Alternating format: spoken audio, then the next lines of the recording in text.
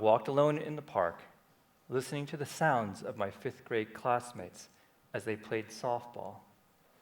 You all remember that scene. Kids lined up to choose teams for a game, and then there was that kid that was picked last. I never had a chance to be picked last. In fact, I never had a chance to be picked at all. You see, I could see about 3 feet in front of me. I was legally blind. When the kids lined up to choose teams, teachers told me to sit down at their table. I felt invisible chains that wrapped themselves around me. They seemed to say, just accept it. You're blind. Blind kids don't play sports. Well, my fourth and fifth grade classmates sat in the classroom learning stuff like adding and subtracting and recognizing our home state of Texas on the map. I sat in special education classrooms learning stuff like how to take colored pegs and put them into the correct colored holes in a pegboard, something a toddler might learn. More chains. I'm the son of immigrant parents. To them, education is very important. They fought hard for me to get into regular classes. And in those classes, my teachers would often see me frustrated and upset because of my grades. You don't need to work that hard, they would say. You'll be okay. The government can just take care of you, because you're blind. The most frustrating subject for me was math. I used a magnifying machine to magnify the text on the page 10 or 20 times larger, but as a result, I could only see a fraction of the page at a time. I often lost my place, moving the magnifier around on the page. Assignments took me a frustratingly long time to finish. My report card showed a string of C's and D's. What was I going to do? I didn't want to let my parents down. So I told myself that it was critical for me to learn how to memorize the whole problem at once. So I designed a system of colors matched to numbers: black to 1, green to 2, pink to 3, red to 4, and so on. I literally painted the math problems in my head. Hooray, I thought, I don't need to move this magnifier on the page anymore. And you know what? I felt the chains lift just a little. In the 10th grade, doctors attempted surgery to improve my eyesight. With an elated sense of hope and expectation, I was wheeled into the post-operation exam room. I felt them remove some bandages, and then I waited. I didn't see anything yet, and with eager anticipation, I wanted them to remove the rest, but nobody moved. Wanting to know what was going on, I lifted my hand to my face like this. Finding no bandages, I knew what had happened. I was now totally blind. It felt like someone took a cold bucket of ice water and poured it down to the deepest reaches of my soul. The depth of despair gripped me and froze me to my chair. How was I going to get around without crashing into things? How was I going to make friends when I couldn't see to do the things that friends did together? Would a woman love someone who's blind, who's broken and defective? Each question brought on waves of doubt and despair. I watched as all of my dreams vanished into thin air. Here they were coming to life, those chains that wrapped themselves around me. Because I couldn't see well, teachers believed I couldn't play ball. School administrators believed I couldn't do math, and that fifth grader teacher believed that I wouldn't amount to much more than a government-assisted life. And then, my own doubt and despair at becoming blind, the final chain that would immobilize me. Before, others put chains on me, and now I was in danger of putting those very same chains on myself. Despite the feelings of despair, I knew that giving up meant giving in, and giving in felt unbearable. I recalled how I felt when those chains lifted just a little as I painted those math problems in my head in fifth grade. I told myself that pushing forward meant pushing through, no matter how I felt. I immediately turned my attention to studying for my college entrance exams.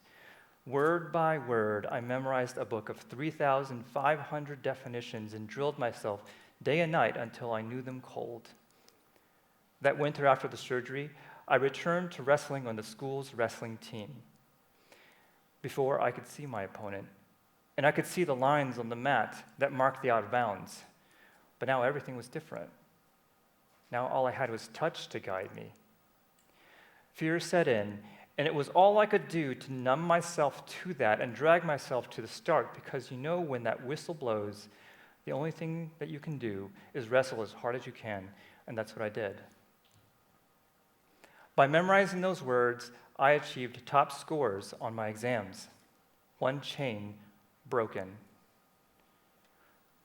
By facing my fears on the mat, I went from a losing record to wrestling at the regional competition. Another chain broken. By sticking to my studies in school, my grades steadily improved, and in the fall of my senior year of high school, I was accepted to Harvard. More chains breaking. Looking back, I walked under heavier and heavier burdens, but I was never crushed. Many days I wanted to quit, but I remembered back to the Bible where it says that God is your refuge and your strength, and indeed He was. When I got into Harvard, I saw there was a glimmer of hope, the kind of hope that's written about in the scripture where it says that suffering produces perseverance, perseverance, character, and character, hope. And that hope, I knew, was the hope that had sustained me from the early days till now, and it was that hope of God I knew that I needed for the journey ahead. At Harvard, I needed to read about 10 books per class. Unfortunately, the university only recorded about 20% of those materials due to the lack of volunteer readers. Many days I asked myself, should I bother going to class? I have no idea what the professors are saying up there sometimes. You see, the professors assumed that the students had read all of the assigned reading materials ahead of time. Learning class materials without the benefit of the reading is like attempting to put a 1,000-piece puzzle together without a picture of the final result. Sure, there was the easy stuff, the edge pieces. Those are the pieces that I had already, the reading that I had. For all the rest, I tried to fill in the middle, but I was never sure whether I was doing it correctly. Uncertainty was like a friend. Like a shadow, it followed me around. But like a shadow, it could not stop me from just putting one foot in front of the other, taking it one day at a time, one class at a time. Despite the constant fear and doubt, I pushed through those feelings, and in the end, graduated from Harvard with honors, more chains breaking. In 2001, I decided that practicing law would be a good career for me. In law school, I used my computer for all of my work. 5 short years after graduating from Harvard, I could now obtain all of my books in PDF format. Gone were the days of making do with just 20% of the reading material. I could now jump around in the text, making all those important mental connections, just as all the other students could, flipping from page to page in their printed books. I could turn the speed of my screen reader up to a speed that matched how fast the other students read. At the end of law school, I applied to take the bar exam, a 200-page exam that's the last step before becoming a lawyer. Most people skip around in their exam books. They read a question and then search backwards looking for the answer in the 2 to 3 page passage that accompanies each question. Because it's a timed exam, many people use the critical technique of answering the easy questions first and then skipping around to answer the harder and harder questions as time permitted. But there was a big problem. I used a computer in school to skip around my textbooks. But the board refused to let me use a computer for the exam. The only option they gave me was to take the exam on a cassette tape, where the questions were read one at a time in order.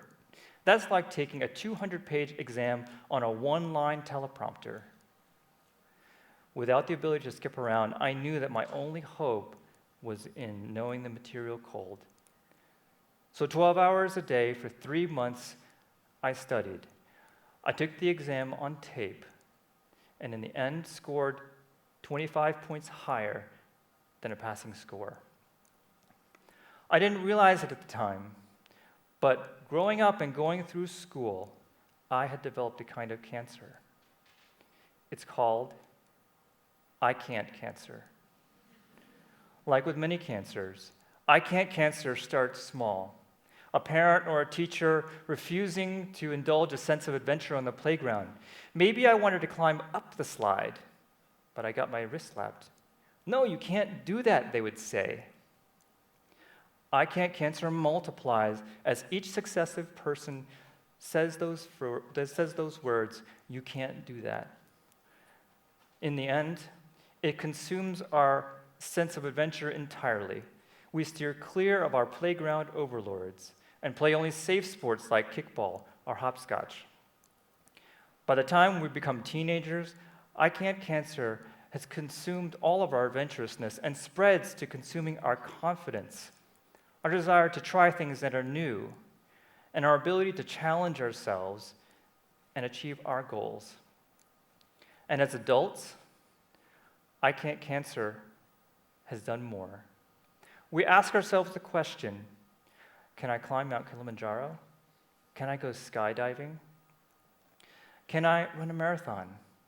And we have no answer to give because I can't cancer has already given the answer to us.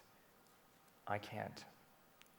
Sapped of our strength, we realize that I can't cancer has consumed our dreams, and with it, the very part of us that is uniquely and wonderfully made by God. In February of 2017, my friend Dan Berlin and I chatted on the phone. Dan and I enjoy doing endurance sports together. Hey Dan, what's the most difficult thing you can think of doing? Ride my bike across the country, he said. And so without an ounce of hesitation, I said, let's do it. After raising $200,000 and assembling a team of 34 volunteers, riding up bikes from 3,100 miles from the West Coast to the East Coast of the United States. In June of 2018, Dan and I and the rest of our cycling team crossed the line of the toughest cycling race in the world.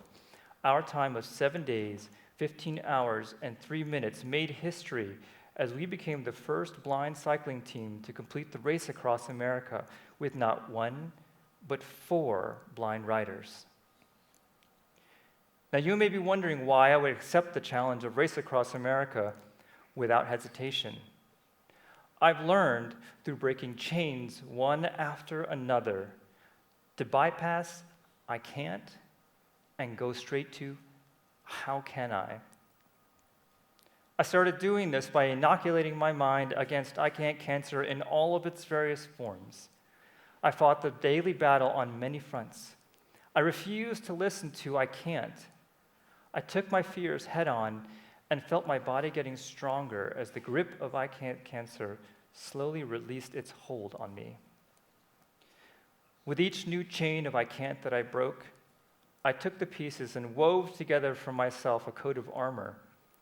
It became my defense against the daily onslaught of I can't cancer, and it helped me get stronger. You know, the good news is that you can cure I can't cancer, just like I did. In 6 steps, YOUCAN, you can. Step 1, yearn.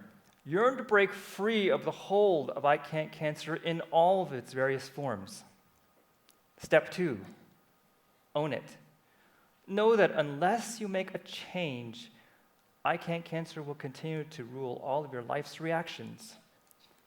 Step 3, uncover it. Recognize that I can't cancer is like the Wizard of Oz. It hides behind a screen, big and scary, but its only power is to try to instill fear. Step 4, challenge it. Rob it of its power. Tell I Can't Cancer that you know it's merely a puppet behind a screen and you will not listen to its lies. Step 5, act with purpose. Take charge. Do something to move forward, no matter how small you think the step might be. Step 6, nourish yourself. Realize that by taking a step, you're already getting stronger. Reflect that you're already curing your I Can't Cancer. Oh, and the most important step, repeat, repeat, repeat. An ocean fills up only one drop at a time. You'll cure I Can't Cancer, one glorious victory after another. I challenge each of you to say no to I Can't Cancer. Some of you who are listening to me are already hearing the voices of I can't. Tell that voice, no, you can't. Come and join the growing number of people who are breaking chains, curing I Can't Cancer, and taking back their lives. Let me be the first person to tell you that, in fact, you can. Thanks, everyone.